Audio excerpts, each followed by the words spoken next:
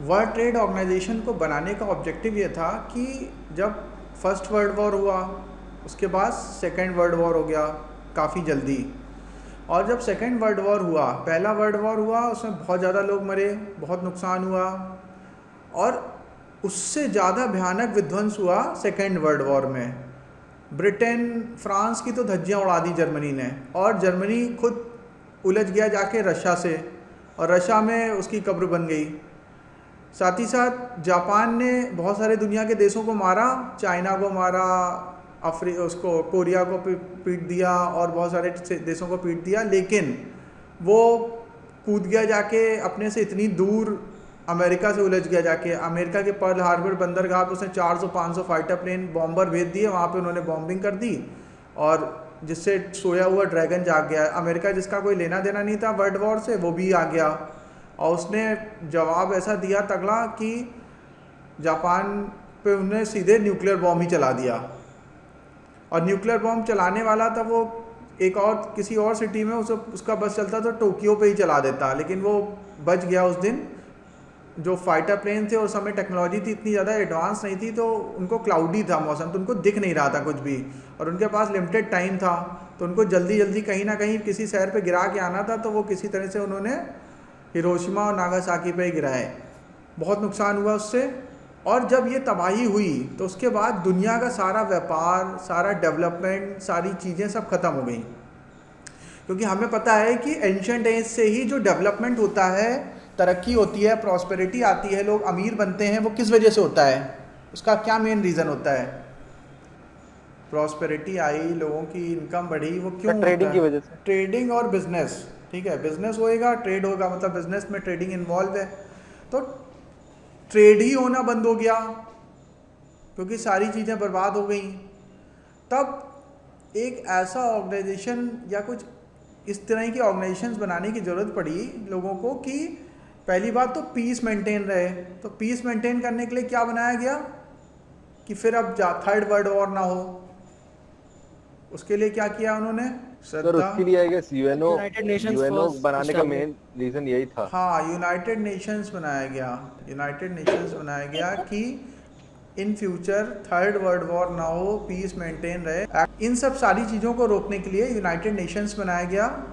United Nations के बाद अब लगा कि दुनिया में वापस अगर प्रॉस्पेरिटी मेंटेन करनी है, क्योंकि एक भयानक रिसेशन आ गया, भयानक इन्फ्लेशन आ गया, क्योंकि चीज़ें एक दूसरे से, एक जगह से दूसरी जगह नहीं पहुंच रही थी, सारे लोग वर्ल्ड वॉर में इन्वॉल्व हो गए थे, सारे रिसोर्सेज बर्बाद हो चुके थे, और जितने भी चीज़ें थी वो मैक्सिमम यूटिलाइज हो रही थी हथियारों में, आर्म्स एम्युनिशन में, गोला बारूद में, इन्हीं सब चीज़ों में इस्तेमाल हो रही थी चीज़ें।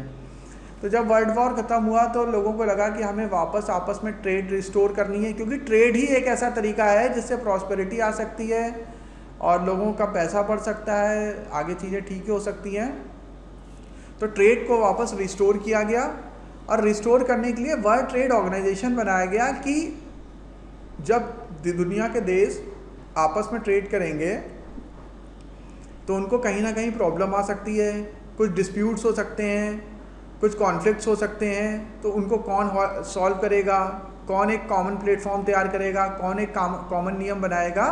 तो उसके लिए वर्ल्ड ट्रेड ऑर्गेनाइजेशन बनाया गया। तो the world trade organisation is the only global international organisation dealing with the rules of trade between nations. ये आपको याद होना चाहिए बिल्कुल अच्छे से, इंपॉर्टेंट है और ये पेपर में जरूर आएगा। The world trade organisation WTO is the only global international organisation dealing with the rules of trade between nations. जब इसको तैयार किया गया, बल्क ऑफ कंट्रीज ने साइन किया, तो उसका उद्देश्य ये था कि दुनिया के सारे देशों के बीच में स्मूथली ट्रेड चलता रहे, उनके बीच में कोई प्रॉब्लम ना आए, अगर कोई कॉन्फ्लिक्ट हो तो उसको आसानी से सॉल्व कर लिया जाए, और सबको एक कॉमन प्लेटफॉर्म मिले। और इसमें एक चीज़ को और ध्यान रखा गया, जो डेवलप कंट्रीज़ है और अंडर डेवलप्ड कंट्रीज़ और डेवलपिंग कंट्रीज़, तीनों के लिए अलग अलग ट्रीटमेंट होगा, क्योंकि तीनों के पास अलग अलग रिसोर्सेज हैं, अलग अलग चीज़ें हैं, अलग अलग टेक्नोलॉजी हैं। तो इसीलिए जो अंडर डेवलप्ड कंट्रीज़ हैं उनको स्पेशल प्रिविलेज भी दिया गया, डेवलपिंग कंट्रीज़ को थोड़ा प्रिविलेज दिया गया, और डेवलप कंट्रीज़ को कहा गया कि ठीक है आप थोड़ा सा कॉम्प्रोमाइज़ करो। जेनेवा स्विट्ज़रलैंड में बना हुआ है, इसका हेड ऑफिस इस्टेब्लिश किया गया है 1 जनवरी 1995 में। इसको प्रॉपरली, इसके पहले दूसरे ऑर्गेनाइजेशन होते थे, वो हम लोग अभी इसके बारे में बात करेंगे, मतलब ये बहुत रिफाइन वर्जन है, सबसे लास्ट में WTO बना है। इसके पहले गेट वगैरह बनाया गया था, उसके बारे में हम लोग आगे बात करेंगे। WTO के पहले गेट बना था और भी कई ऑर्गेनाइजेशन काम करती थी, फिर फाइनली ये बना है, तो वो हम लोग इसके बाद बात करेंगे उसके बारे में।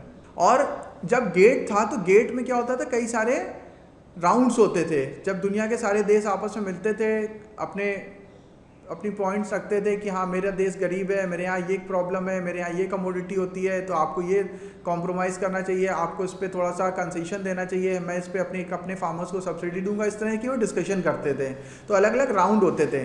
तो इसमें ये जो फाइनली जो WTO बनाया गया था, वो बनाया गया था उरुग्वे राउंड्स में। उरुग्वे जगह पे राउंड हुआ था, 1986 से 1994 के बीच में चला था। इतनी लंबी मतलब रुक रुक के मीटिंग होती रही थी, उसमें इसको फाइनली प्रपोज किया गया था कि नहीं, WTO करके एक ऑर्गेनाइजेशन में बनानी है जो गेट को आगे चल के रिप्लेस करेगी। तो गेट बहुत पहले बनाया गया था।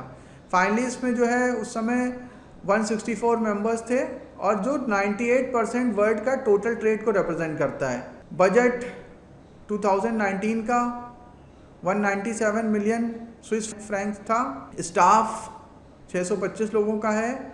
और ये अभी हम लोग को एक बार चेक करना पड़ेगा इसमें कौन है डायरेक्टर जनरल। तो उस समय 2019 के आसपास रॉबर्ट एजिवेडो थे डायरेक्टर जनरल इसके, जो उसको हेड करते थे WTO को। फंक्शंस क्या होते हैं इसके? पहली बात, सारे रूल्स रेगुलेशन बनाना, सारे एग्रीमेंट्स बनाना, ट्रेड एग्रीमेंट्स को एग्जीक्यूट कराना, ट्रेड निगोशिएशंस कराना। सर इस समय क्या कहते हैं CEO है नेगोजी ओकोंजो लेवेला। तो आप लोग को वो वाला डायरेक्टर जनरल याद करना है जो इस समय है, ठीक है, ये पुराने थे, हट गए होंगे अब तक। हैंडलिंग ट्रेड डिस्प्यूट्स, डेफिनेटली दुनिया के देशों के बीच में सबसे ज़्यादा जो डिस्प्यूट्स होते हैं वो ट्रेड रिलेटेड इश्यूज़ पे होते हैं। जैसे कि हम लोग को याद है कि डोनाल्ड ट्रंप साहब ने कहा था कि इंडिया हमारे यहाँ की हार्ले डेविडसन पे 200%, 300%, 100% इस तरह के भयानक चार्ज लगाता है, इंपोर्ट ड्यूटी लगाता है। तो हम लोग इनके प्रोडक्ट्स पे क्यों नहीं ड्यूटी लगाएं? तो मतलब ये एक डिस्प्यूट था। तो इंडिया का ये मानना था कि आप डेवलप कंट्रीज़ हैं और हम डेवलपिंग हैं, तो इसलिए हमें थोड़ा सा लिवरेज मिलना चाहिए, हमें थोड़ा सा एक्स्ट्रा एडवांटेज मिलना चाहिए। तो डोनाल्ड ट्रंप ये कहते थे कि चाइना एंड इंडिया ये अब डेवलप कंट्री ही हैं, इनको डेवलप माना जाए, इनको अंडर डेवलप या डेवलपिंग ना माना जाए। बट आप लोग क्या मानते हैं इंडिया को, अंडर डेवलप, डेवलप या डेवलपिंग? डेवलपिंग ही है सर। Developing sir. और अगर अपनी इकोनॉमी से सर्विस सेक्टर को हटा दिया जाए तब क्या, तब कौन सी कैटेगरी में आ जाएगा? तो हम लोग जो है वो एंशिएंट एज में चले जाएंगे, क्योंकि उसमें कुछ और है ही नहीं। मतलब पूरी इकोनॉमी जो है वो 60% GDP का जो कंट्रीब्यूशन है वो सर्विस सेक्टर का ही है। अगर आप सर्विस सेक्टर के कुछ 10% ही पॉपुलेशन होगी हिंदुस्तान की जो उसमें इन्वॉल्व होगी, तो वो 10-20% अगर पॉपुलेशन को आप हटा दें तो हम लोग जो है वो बांग्लादेश से भी पीछे चले जाएंगे। बांग्लादेश से पीछे तो अब सर्विस सेक्टर मिला के भी चले गए हैं, हम लोग ने उस दिन बात भी करी थी। तो ओवरऑल ही बहुत स्थिति खराब हो जाएगी। फिर अगला इसका काम क्या होता है, फंक्शंस क्या होते हैं? Monitoring national trade practices, policies. Technical assistant provide करता है जो डेवलपिंग या अंडर डेवलप कंट्रीज़ होती हैं, कि उनको ये बताया जाता है कि कैसे आपको विदेश में व्यापार करना है, कैसे अपने प्रोडक्ट को एक्सपोर्ट करना है। उनको नहीं पता, वहाँ के लोगों को, वहाँ के एक्सपोर्टर्स को, वहाँ की कंपनियों को नहीं पता है कैसे करना है। कि दुनिया में इतनी बड़ी दुनिया है, किस देश में किस चीज़ की डिमांड है, क्या है, कैसे भेजना है, कैसे कार्गो डिज़ाइन करना है, कैसे कम्युनिकेट करना है, कैसे सॉफ्टवेयर्स बनाने हैं, उनको नहीं पता। तो ये सब काम के लिए टेक्निकल असिस्टेंट भी ये प्रोवाइड करता है, ताकि ज़्यादा से ज़्यादा ट्रेडिंग हो दुनिया में। और साथ ही साथ WTO दुनिया की दूसरी ऑर्गेनाइजेशंस के साथ भी कोऑपरेट करता है। सर जो कंट्रीज WTO को फॉलो कर रही हैं, एग्रीमेंट में जो कंट्रीज इन्वॉल्व है, तो उनके लिए क्या कंपल्सन है कि उसको WTO के रूल्स मानने ही पड़ेंगे? और डेफिनेटली, और क्या, सो इन केस ऑफ वायलेशन उन कंट्रीज को कुछ पेनाल्टी लगाई जाएगी, हटा दिया जाएगा, बहुत दिक्कत होगी। अब इंडिया क्यों जबरदस्ती? सर अभी लाइक चाइना और इंडिया के टर्म्स इतने खराब हुए थे, तो उसमें भी इतना boycott China products like this था। नहीं, तो उसमें इसीलिए इंडियन गवर्नमेंट ने कुछ नहीं किया था, और इंडियन गवर्नमेंट कुछ कर भी नहीं सकती थी, वो तो खाली। बट सर एप्स बैन कर दिए थे, सारे चाइनीज एप्स बैन कर दिए गए थे। एप्स को बैन करने का ग्राउंड होता है डेटा थेफ्ट, और एप्स जो है वो अभी जो ये साइबर चीज़ें हैं वो उतना ज़्यादा WTO में अभी आई नहीं है, ये अभी नई चीज़ें हैं। तो आपने ऐप बैन करके तो चाइना का कुछ भी बिगाड़ा नहीं, ठीक है, उससे कुछ भी नहीं हुआ, उसको खरोच भी नहीं लगी। आपने खाली एक सांकेतिक अपना विरोध दे दिया और उसका ग्राउंड क्या था, उसका ग्राउंड ये था, उसका ग्राउंड भी बताना पड़ा है। ग्राउंड ये है कि वो डेटा स्टोर करती है, डेटा चोरी करती है, वो डेटा की मिसयूज़ होता है, तो इसलिए कर दिया, तो इसलिए WTO ने कुछ नहीं कहा। Yes sir, yes. ठीक है, अदरवाइज आपके पास अगर कोई लीगल ग्राउंड नहीं होगा तो आप करेंगे तो फिर कार्रवाई हो जाएगी। Yes sir, got it sir. WTO क्या होता है, इनके बहुत सारे और डिफरेंट काम होते हैं जिससे इनकी सिग्निफिकेंस बताई जाती है कि WTO क्या करता है, कैसे करता है, क्यों ये इम्पोर्टेंट ऑर्गेनाइजेशन है, काफ़ी इम्पोर्टेंट ऑर्गेनाइजेशन है, तो उसकी क्या सिग्निफिकेंस है। WTO has many roles, it operates a global system of trade rules, it act as a forum for negotiation trade agreement, it settle trade disputes between its member and it support the need of developing countries। तो ये हमेशा ये ध्यान रखता है कि developing और under develop countries को भी फेयर चांस मिले, क्योंकि होता क्या है, मैं आपको एग्जांपल से समझाता हूँ कि जैसे अमेरिका है, तो अमेरिका के पास ऑलरेडी बहुत टेक्नोलॉजी है, रिसोर्सेज हैं, जर्मनी है, चाइना के पास भी अब आ गया है, लेकिन चाइना को अभी डेवलपिंग कंट्रीज़ में ही कंसीडर करा जाता है बाय डेफिनेशन। डेवलप हो गया है लेकिन वो तो अब वो डेवलपिंग में है नहीं। वैसे जो डेवलप कंट्रीज़ हैं उनके पास स्पेशल एडवांटेज होते हैं, जैसे कि अगर हम लोग एग्रीकल्चर सेक्टर को कंपेयर करें तो हम ये पाएंगे कि अमेरिका में जो फार्मर्स हैं उनके पास बहुत बड़ी बड़ी फार्म लैंड्स होती हैं, और इवन अगर उनको पेस्टिसाइड भी अपने खेत में स्प्रे करना होता है, कीटाणुनाशक का छिड़काव करना होता है, तो वो ग्लाइडर का इस्तेमाल करते हैं, ग्लाइडर से पेस्टिसाइड स्प्रे करते हैं। इतने बड़े बड़े फार्म लैंड्स हैं, इतने अमीर फार्मर्स हैं, बहुत बल्क में प्रोडक्शन होता है, बहुत हैवी इंस्ट्रूमेंट, बड़े बड़े आप अगर यूट्यूब में वीडियो देखेंगे तो बहुत बड़ी बड़ी मशीनों का इस्तेमाल होता है, तो इतना बल्क में इंडस्ट्रियलाइज्ड एग्रीकल्चर होता है वहाँ पे। यहाँ पे क्या होता है, इंडिया में एग्रीकल्चर के पास ऑन एन एवरेज कितना लैंड होता है, एक फार्मर के पास, एक किसान के पास ऑन एन एवरेज कितना लैंड होता है, लगभग आधा से 1 हेक्टेयर लैंड होता है हमारे पास। 0.4। हाँ 0.4, हाँ भाई 0.5 मतलब आधा हेक्टेयर, तो आधा हेक्टेयर की ज़मीन है हमारे पास ऑन एन एवरेज एक किसान के पास। तो आधा हेक्टेयर में वो क्या खाएगा, क्या बच्चों को खिलाएगा, कैसे फैमिली का पेट भरेगा, क्या करेगा। तो इसलिए हमारे यहाँ जो प्रोडक्शन की कॉस्ट है वो बहुत ज़्यादा बढ़ जाती है। भाई आपको अगर 1000 रोटियाँ पकानी है और आप हर जगह 5-5, 10-10 रोटियाँ पकाओगे तो ओवर कॉस्ट ज़्यादा लगेगी, लेकिन 1000 रोटी बनानी है, एक बड़ी मशीन, बड़ा तंदूर लगाया, बड़ा उसी में बना डाले, आपको सस्ता पड़ेगा। ठीक है, तो मतलब जब बल्क में कोई चीज़ होती है तो वो सस्ती पड़ती है और कॉस्ट इफ़ेक्टिव होती है, और क्योंकि उसमें मशीनों का इस्तेमाल हो रहा है, ज़्यादातर 80% 70% मशीनें लगी हुई हैं, पेस्टिसाइड तक स्प्रे करने के लिए ग्लाइडर का इस्तेमाल कर रहे हैं वो। तो इतना ज़्यादा अगर इंडस्ट्रियलाइज्ड एग्रीकल्चर होता है तो उनका जो प्रोड्यूस होता है बहुत सस्ता होता है, और उनकी पर हेक्टेयर क्रॉप की यील्ड हमसे बहुत ज़्यादा होती है, पर हेक्टेयर क्रॉप की यील्ड भी ज़्यादा होती है और उनका कॉस्ट भी बहुत कम लगता है।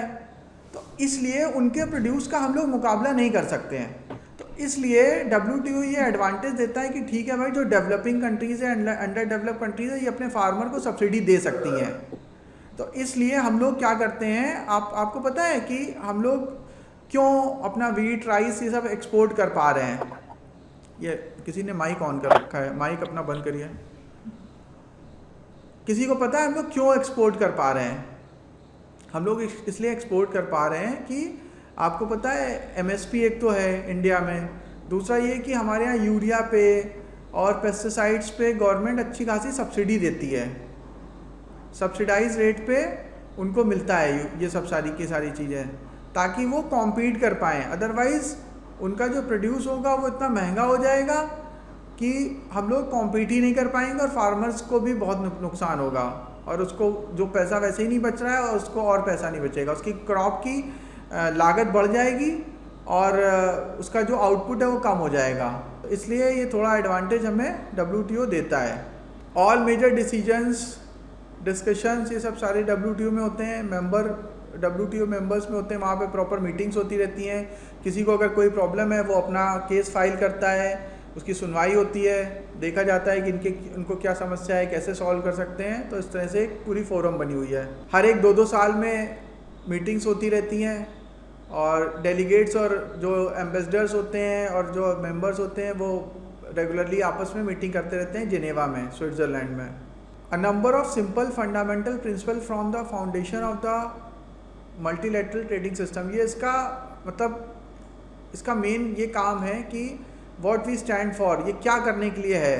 प्रिंसिपल प्रोवाइड करता है ताकि एक मल्टीलैटरल ट्रेडिंग सिस्टम चलता रहे। एक कुछ ऐसे प्रिंसिपल्स, सिंपल प्रिंसिपल्स फॉर्म करता है, फंडामेंटल प्रिंसिपल्स और फाउंडेशंस बनाता है ताकि जो मल्टीलैटरल ट्रेडिंग सिस्टम है amongst the various countries of the universe वो स्मूथली चलता रहे। और इसका लॉन्ग टर्म ऑब्जेक्टिव क्या है कि एक ऐसा ट्रेडिंग सिस्टम डेवलप करना जिससे सभी का भला हो, बेनिफिट ऑफ ऑल। ऐसा ट्रेडिंग सिस्टम जनरेट करना, इस तरह की चीज़ें प्रोवाइड करना, इस तरह की मैकेनिज़्म को डेवलप करना कि सभी का भला हो, मतलब ऐसा ना हो कि किसी का नुकसान हो रहा है किसी का फ़ायदा हो रहा है। और दुनिया के 160 देश इसके मेंबर हैं। 98% जो वर्ल्ड का ट्रेड है वो WTO कंट्रोल करता है। कुछ ऐसे देश हैं जो इसके बाहर भी हैं, कुछ और देश हैं जो अभी ज्वाइन करना चाहते हैं मेंबरशिप। अगर कोई नया मेंबर WTO को ज्वाइन करना चाहता है तो उसको ये ज़रूरी है कि उसकी जितनी भी पॉलिसीज़ हैं, जो उसके रूल्स रेगुलेशन है, वो उसको अपने WTO के रूल्स के साथ अलाइन करने पड़ेंगे। मतलब अगर आप WTO ज्वाइन करना चाहते हैं एज अ मेंबर, जिसने अभी ज्वाइन नहीं किया है, तो उसको आपके जो भी ट्रेडिंग रूल्स हैं, रेगुलेशंस हैं, उनको WTO के हिसाब से अमेंड करना पड़ेगा। इसके बाद ये बहुत इंपॉर्टेंट टॉपिक है जिसमें हम लोग ने यूरोपियन यूनियन के बारे में बात करी थी। इसमें देखो बहुत सारे अलग अलग रीजनल इकोनॉमिक ग्रुप्स या ब्लॉक्स बने हुए हैं। ASEAN, SAFTA, European union, NAFTA, तो इस तरह से बहुत सारे अलग अलग ग्रुप्स बने हुए हैं। ये सारे ग्रुप्स को आपको इंडिविजुअली अलग अलग पढ़ना है।